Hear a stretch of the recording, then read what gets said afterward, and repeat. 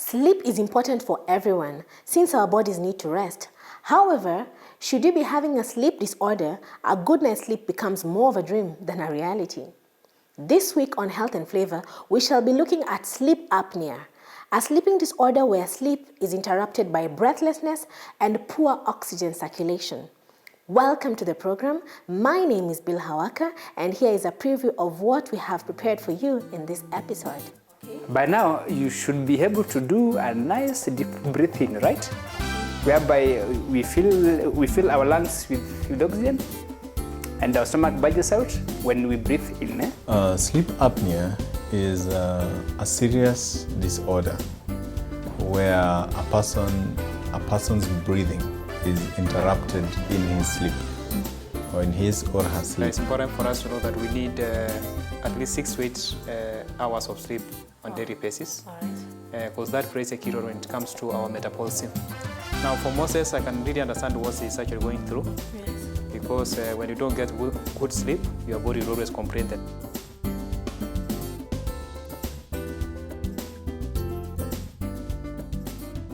Sleep requirements vary to some extent from individual to individual. However, most healthy adults need between 7 to 9 hours of sleep per night to function at their best.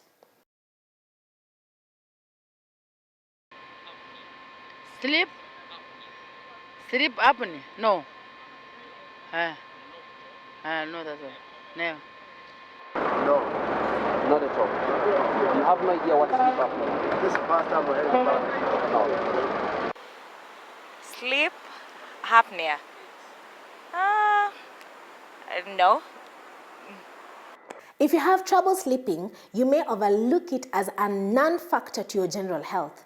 But wait! You could be having sleep apnea, which, if untreated, may result in a number of health complications, including high blood pressure, irregular heartbeats, and heart attacks, or even stroke. Here is what the doctor had to say. It is called sleep apnea because it occurs in your sleep, and it is a serious disorder because you are unaware. You're technically fast asleep when you develop breathlessness. So sleep apnea is, first of all, a diagnosis that is made by observation. Most of the people that are diagnosed with sleep apnea may have moments in the night when they're sleeping. At times it occurs even during the day when you're fast asleep. They wake up. You wake up feeling breathless. It's like you feel like you're not breathing. For some people, it's like they dream like someone is trying to strangulate them or cut their supply of oxygen. Most of the people that are eventually diagnosed, actually it's their spouses who notice, because while sleeping next to them, they just notice that they're suddenly not breathing, and then they start breathing. And when they start breathing, it's like they're gasping for air, because there's been a moment during that moment of sleeping that they were not breathing. The beauty about it is that it rarely gets serious. Like it does not get to a point where there's very serious lack of oxygen in the system, because your body generally wakes you up from it when you're starting to run low on oxygen. There are a number of factors that predispose people to having sleep apnea, and one of them, unfortunately, is obesity. People who are very big in size have very high risk of developing sleep apnea. One of the other ones is being male. For some interesting reason, we see sleep apnea being common in males than it is in women. The other one that we have is family history. For patients who have previous family history of someone with sleep apnea, then they are able to also develop it in future. And then we have a patient suffering from a disease called gastroesophageal reflux disease. These ones can also develop sleep apnea. The reflux is because of food and the enzymes that are sitting in the stomach coming up back towards the esophagus and into the posterior end of the mouth. So you become aware of that. We also have people that have large necks, big necks. It can be big because of size. It can also be big as a consequence of obesity. And then we also have people who have very large tonsils. When your tonsils are so big, when you sleep, sometimes as part of the soft palate, they fall back and block your airway. Yeah. And then we have two main different types of sleep apnea. The first one is called obstructive sleep apnea. It's actually the one that is related with big tonsils, because that's when you're sleeping, you are aware, but you know, the soft palate, the soft tissues at the posterior end, the back end of your mouth fall back and close your airway. And then we have one that is called the central sleep apnea. This one is about your brain, because breathing is not voluntary. Like, you don't tell your brain, now breathe, now breathe, now breathe. It's involuntary. It happens on its own, and there's a special nervous system for that controls our breathing. So this particular type is where the brain forgets to instruct the body to breathe. So the brain does not send the signals to the lungs and the nose to open up to breathe in your sleep. There are several ways to manage and to treat sleep apnea. In terms of management, the first one is some dental appliances that are patient specific. So somebody with sleep apnea goes to see the dentist, and the dentist and the ENTs, they're able to develop special gadgets that when they put are able to keep the airway open. That is especially for those who have the obstructive sleep apnea. And then for patients who are overweight, patients with obesity, we encourage weight loss. That is management on its own. When they lose their weight, and then even their neck sizes will become much smaller, and then they'll be able to breathe well. Patients with severe tonsillitis, we manage it surgically by removing the tonsils. We call that process tonsillectomy. And then for those who are smoking, we encourage them to quit smoking. For those who are drinking, we encourage them to quit drinking.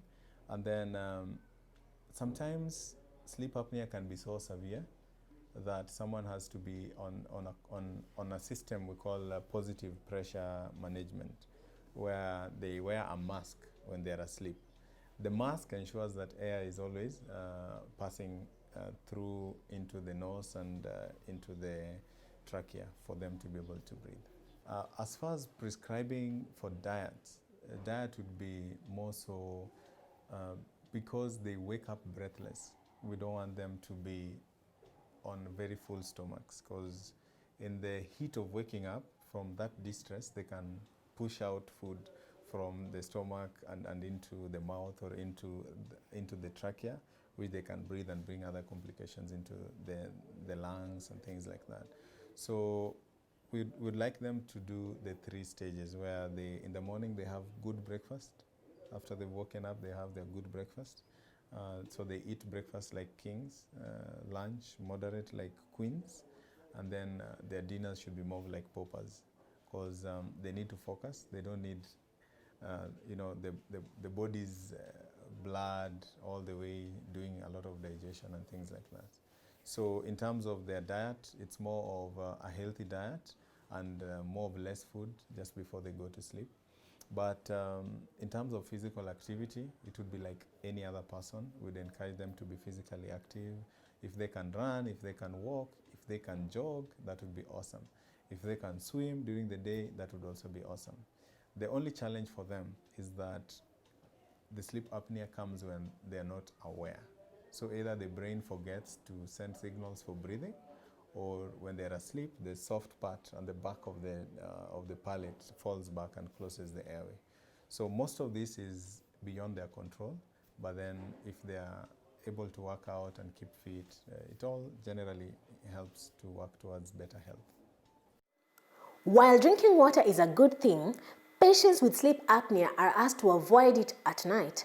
Caffeine is not suitable either. I'm only giving you a tip of the iceberg, but the nutrition expert, Kefa Nyanumba, will talk to us about nutrition when it comes to sleep apnea. Hi and welcome to Health and Flavor. This is our nutrition segment, and on set we have Mr. Kefa Nyanumba. He's our nutrition expert. Hello, how are you? Fine, thank you. You're most welcome. Thank you so I'm much. glad to have you. So today we're having looking at a case study of sleep apnea. Yes. Our patient is a 50-year-old male by the name Moses. That's what our patient's real name. We're looking at the complaints that our patient is having. Yeah. From a nutshell, I see that there's a lot of snoring and a lot of difficulty staying asleep and excessive daytime sleepiness. Yeah. Also, you've described that as hypersomnia. Yes. Yeah, Now, this is actually one of the sleep disorders Yes. that many people experience. And it's important for us to know that we need at least 6 to 8 hours of sleep on daily basis. All right. Because that plays a key role when it comes to our metabolism. Now, for Moses, I can really understand what he's actually going through. Yes. Because when you don't get good sleep, your body will always complain the next day in terms of fatigue. And many people, in most cases, will start going for example, energy drinks. Yes. And in the process, they're not addressing the root cause. Yeah. So when he came, for example, to see me, of course, he had all those complaints, and of course, after checking the data history, we're going to see some of the interventions that we actually made. Yeah, so speaking of the data history, there's a lot that we can speak of this, Mr. Moses. For instance, he takes a lot of black coffee. Yes. His dinner comprises of some heavy starch, that is brown chapatis. Yes.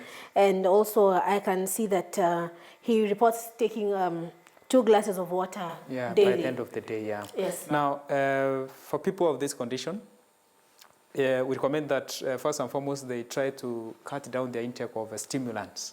And in this case, we are talking of, beverages like coffee. Okay.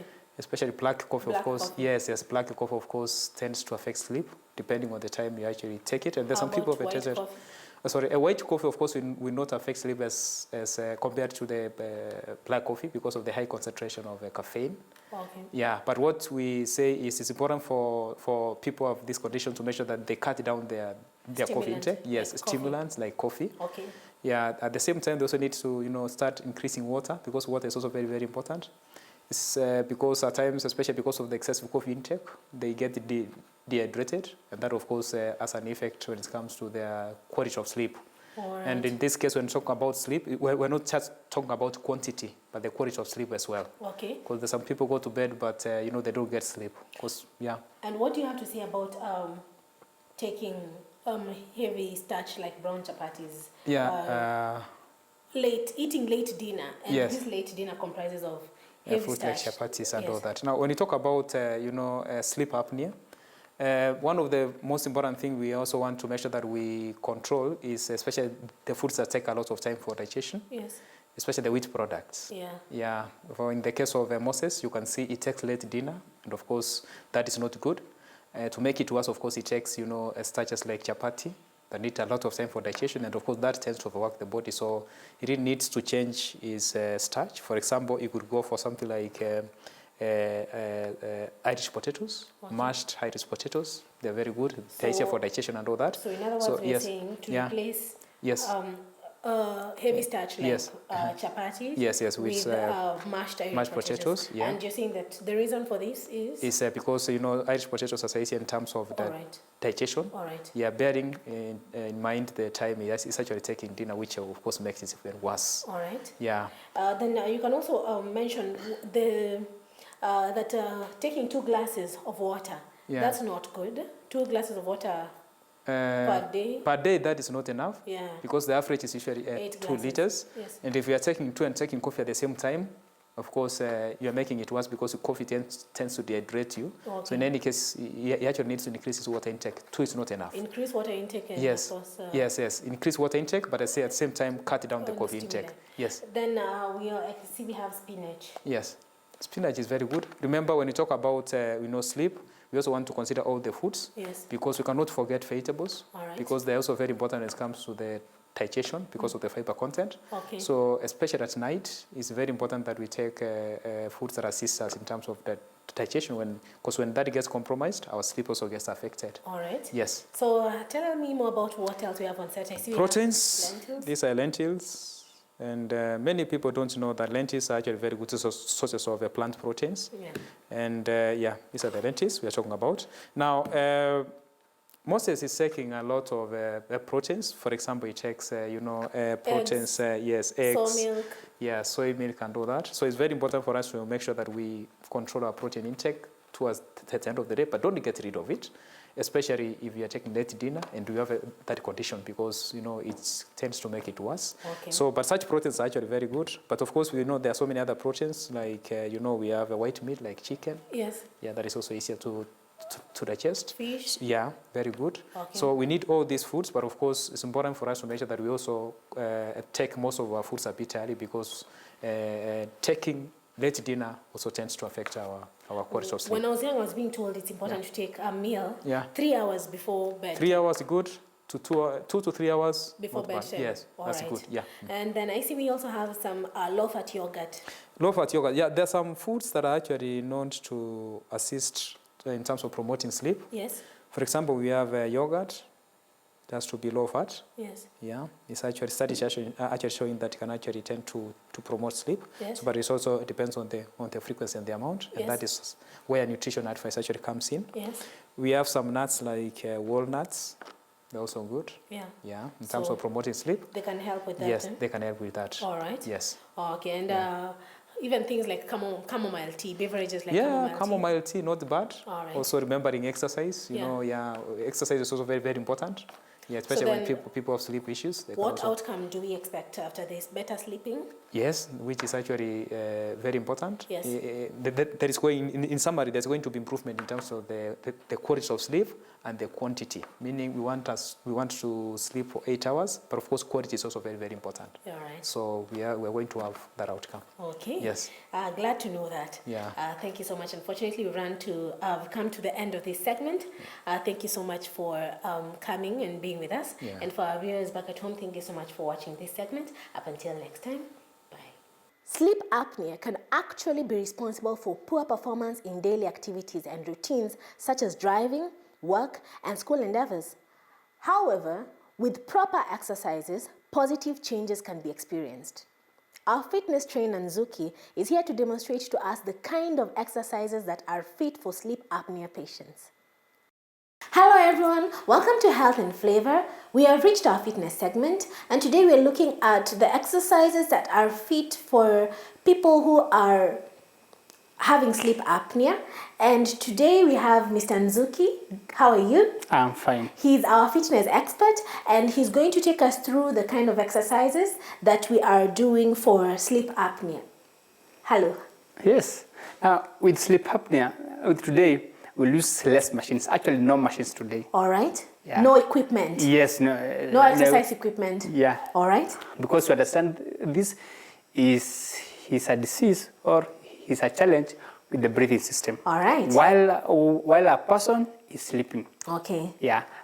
So the importance of doing this exercise is that as you grow, at the end of it all, the patient might drop the use of the CPAP machines, but with proper guidance from their doctor. Okay. All right. So then I'm psyched up to start this. Yeah. So in this exercise, deep breathing is such a good exercise for this, and that's what we have done it. All right. That's what you do now. We have done it again and again, and we'll still do it. It's such a good exercise. Yeah, because most of the people with sleep apnea, usually they get the problem usually in their sleep. Yes. All right. Yes.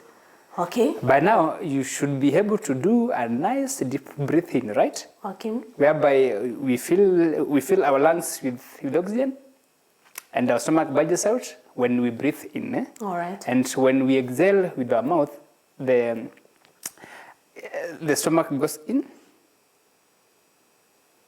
Okay, let's try to do it. All right. Okay, so let's go. Okay. Yes, do it again.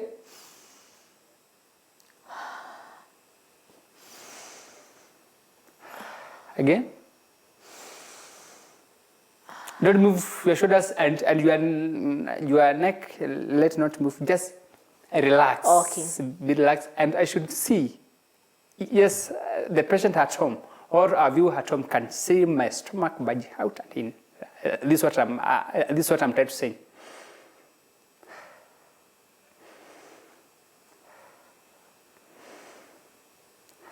Okay, now let's do it together. Let's do.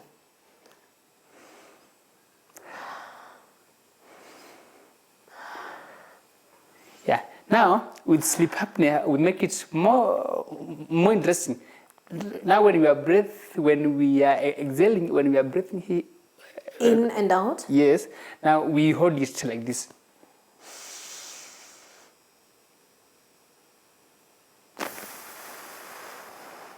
Because we are working on a way of strengthening the throat muscles. Okay. Yeah, remember sleep apnea is mostly a disease or a challenge whereby the throat muscles are not active in allowing the air to pass. So, so in other words, when we are doing these exercises, most importantly, the breathing in and out should focus on the throat, exercising the throat muscles. the tongue, and also the tongue. On the tongue. Yes, and also the mouth. All right. Yeah. Okay. Yeah. So let's do it.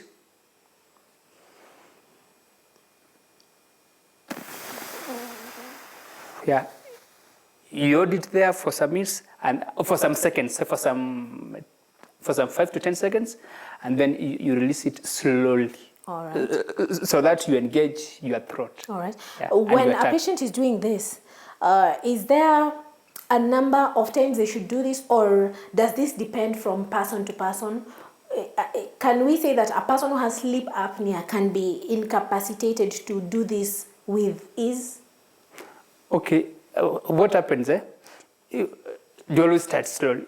Start slowly. Remember, most of these exercises are new to our viewers All at home. right, okay. So We start as much as you can. Yes. And you proceed as you continue. As you get stronger, you do Yeah, more. yes. All right. Yeah. Okay. So then we can do that So again. we do just 3 times. Let's All go. right. Let's do this.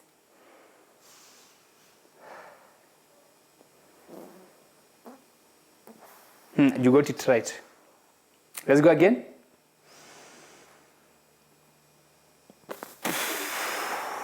One more.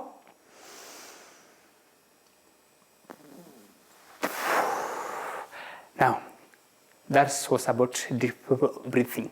Now we go to the next one. It's called cheek stretching. Cheek stretching. Yes. Cheeky. Yes.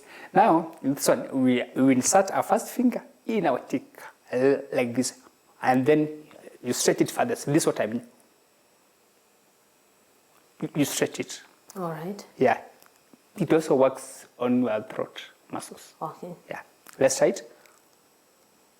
Yes, close your mouth. Now push it. I change it.